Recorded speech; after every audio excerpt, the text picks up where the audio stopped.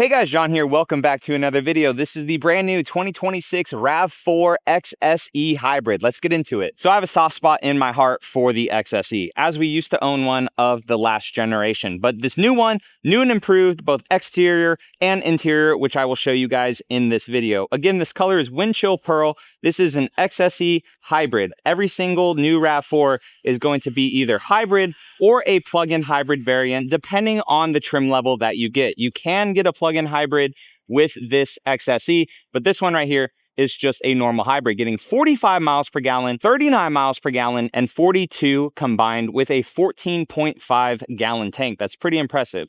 You'll notice that the rear end is upgraded. The side profile looks very kind of Rav4 of the last generation, but the front up here is different. And can you guys believe that these are 20-inch wheels on a Rav4? That's absolutely crazy. You're gonna notice a lot of gloss black accents, just like the last generation had. Kind of this honeycomb grille up here that Toyota is starting to do with a lot of their new cars, but the Rav4 XSE and the SE are going to have kind of some gloss black inserts with it. We have all of our sensors for our Toyota Safety Sense 4.0.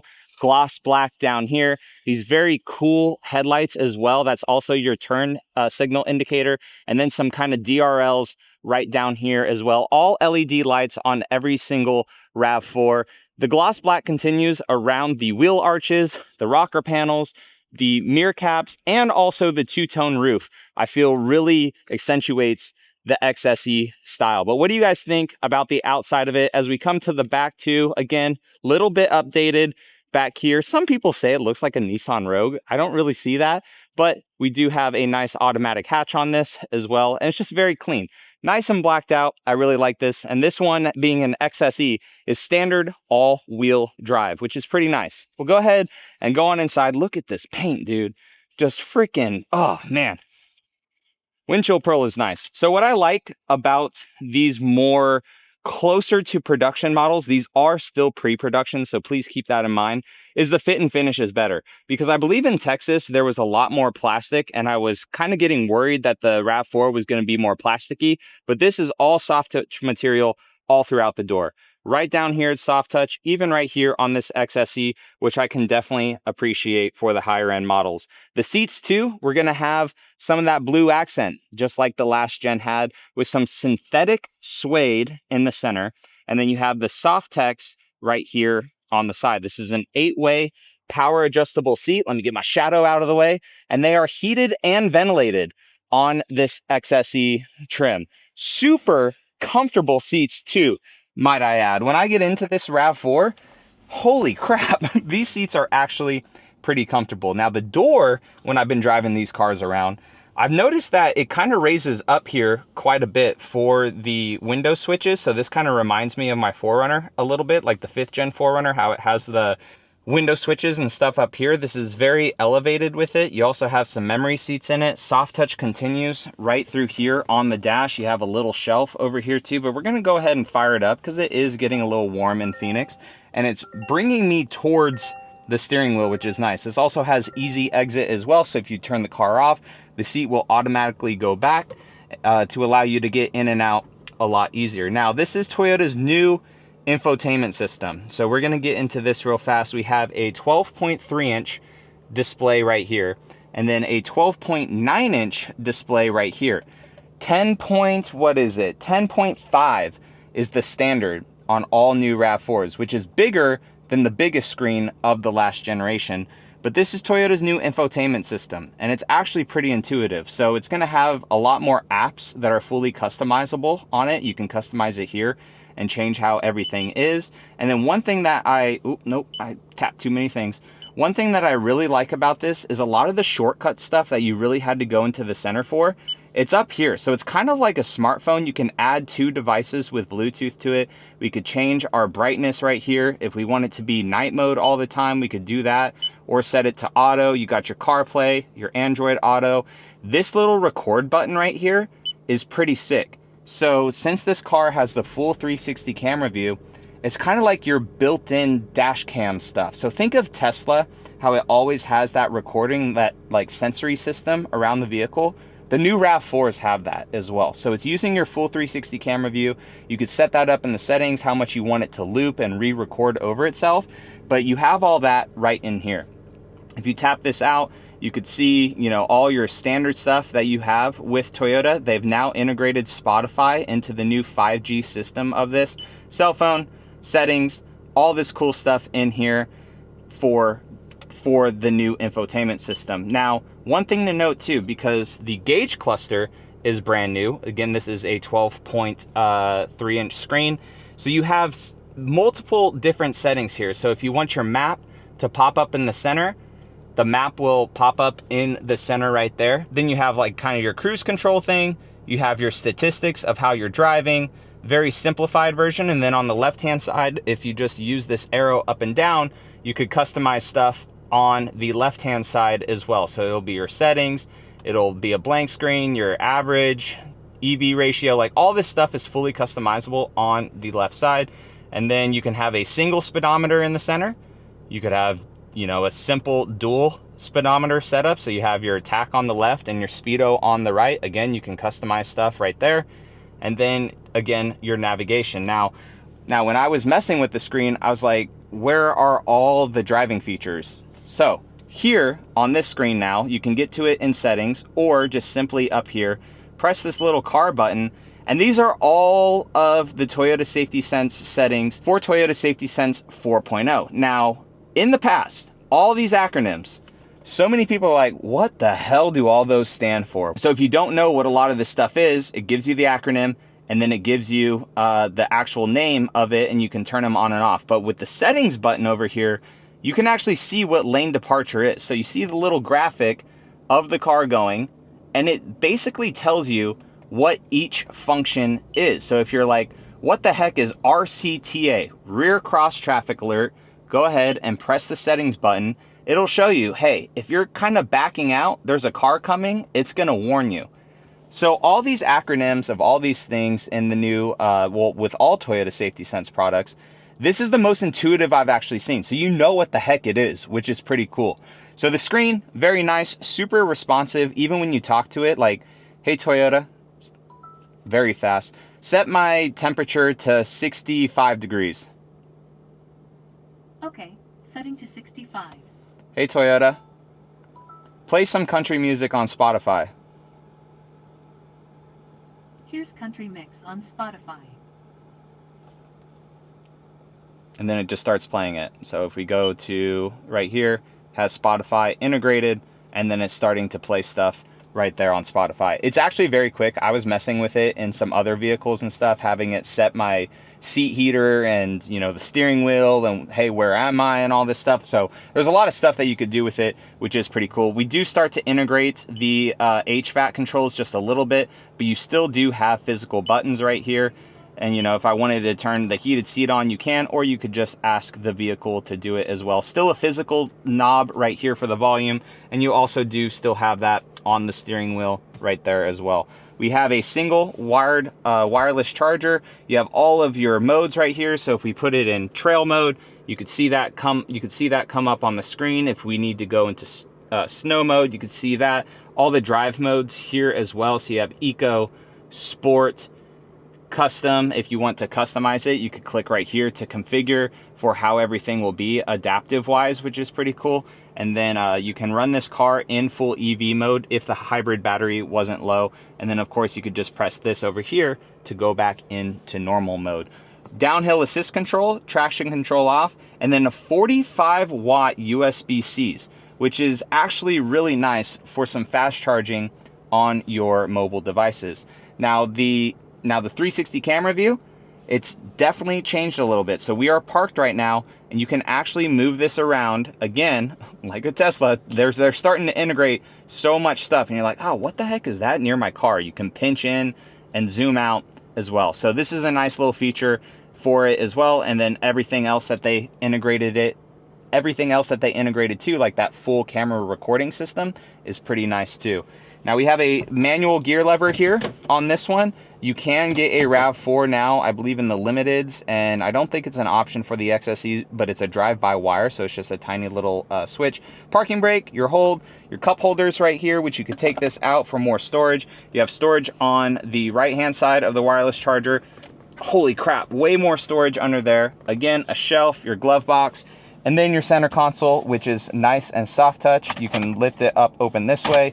You could lift it up, open this way, or if you want a hard surface for it, you could just take this out, flip it around, and then go ahead and set it right back in. So now you'll have a hard surface to put something like your phone or whatever there.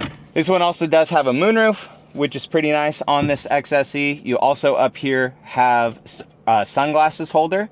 So I don't remember if the old RAV4s had that. And then you also have touch sensitive right here to turn on your LED lights on the inside of the vehicle. All right, so getting into the back of the RAV4 now, you got quite a bit of space back here actually. So I'm only 5'11", God didn't give me 6 foot, but quite a bit of space. Soft touch on the doors, even up top too, on this XSE, which is nice. Same soft touch as well on the sides. And then also on the back, I pulled the seat up a little bit, but you can reach back and recline the seat back ever so slightly, just so you can be super comfortable back here. But the seats as well in the back, they have that synthetic suede. You also have the blue piping as well right there. And then you have 2 USB-Cs for the rear occupants, and your vents are in the center console. You do have a nice little cup holder slash armrest right here. But I just feel like, I mean, pricing unfortunately for us at this event right now, it's not out. So I know that the RAV4 they said is gonna start in the low 30s. Don't know what that is. The non-plug-in hybrids are gonna come out, they said in December, while the plug-in hybrids are gonna come out in about Q1 of 2026. But if this price is anywhere close to the current RAV4, because low 30s, the current RAV4 starts at 30, but it's not a hybrid. Now they're standard hybrids.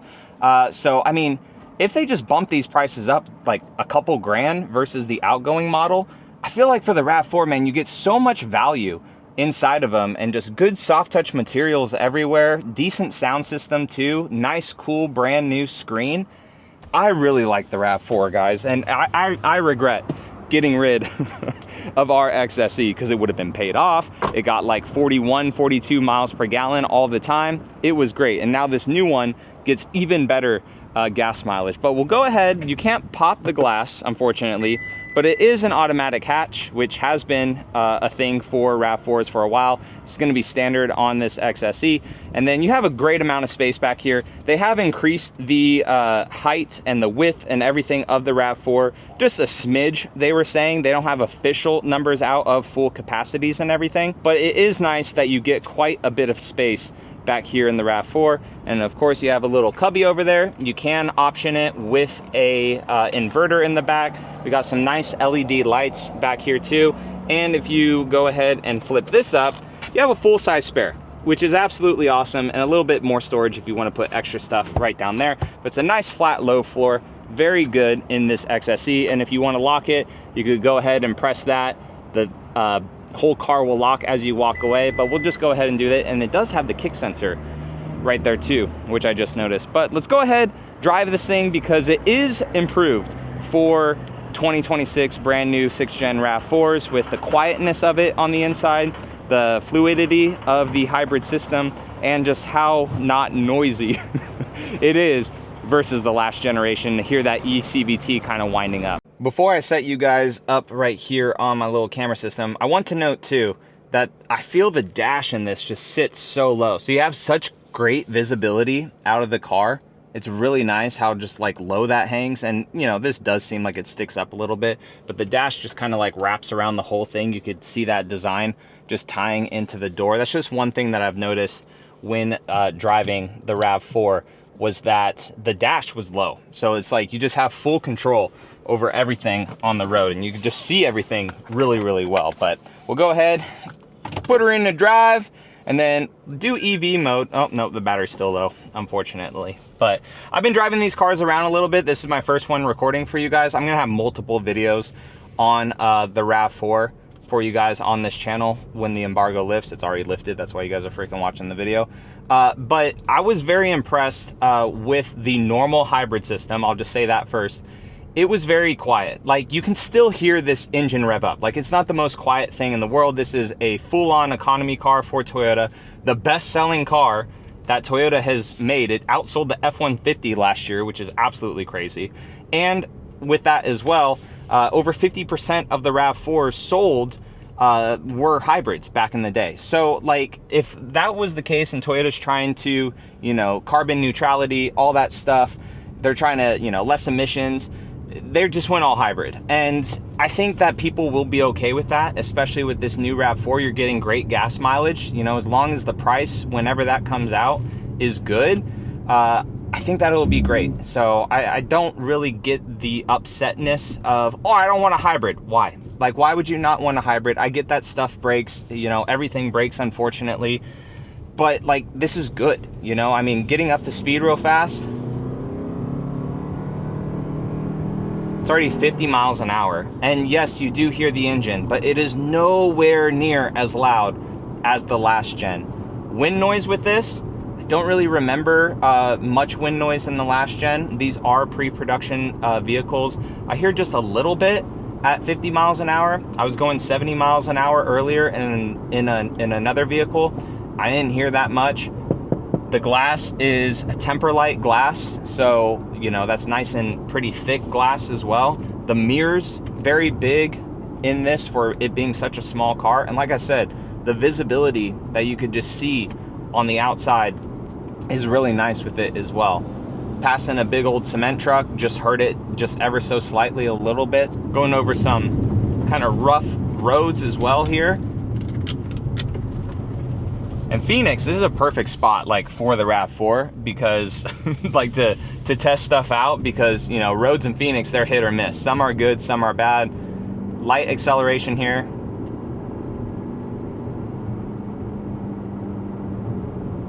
Yeah, I mean, you're still gonna hear it. It's definitely a lot better though than the last one. I don't even know what mode I'm in right now. I was still trying to do custom. So I'm in normal mode right now. I do hear a little bit of wind noise coming from this, but I didn't hear that in other RAVs that I was driving. So again, they're pre-production. I would wait more to judge wind noise and everything on fully production models, you know, with the proper seals that they're gonna put in it, the proper glass, the proper sound deadening and everything, because they have improved the sound deadening of this RAV4. And for it being on 20s, it feels pretty good. You know, it has a multi-link rear suspension, the sway bars, feels pretty good just moving it around. Definitely some more body roll in this than the GR RAV4 has. That car is very sporty. I need to adjust my mirror. But I mean, this is a car though that you can just get in and drive, no problem. Like, it doesn't take any real learning. Even with this new infotainment screen that Toyota did, it's super simple. And like I said, I love the fact that it has, I was wondering why it was so warm. My heated seats are on. Hey Toyota, turn my ventilated seats up to 3. Setting driver's seat ventilator to mid. Oh, that feels much better. This is a pretty rough road that I'm on right now. And while you do hear it, it's not horrible at all. So again, driving impressions, I like doing them because Toyota invites us out to feel how these cars drive and stuff. But it's case-by-case basis. Like, you may get into the RAV4 and absolutely hate it. You may get into the RAV4 and love it a lot more. If you've driven the last one, the last generation, or, you know, 2 generations ago or whatever, it's, like, significantly improved. It's significantly improved over those ones. A lot quieter cabin on the inside. Bigger wheels, too, which is crazy. Again, 20-inch wheels, and it still handles pretty well.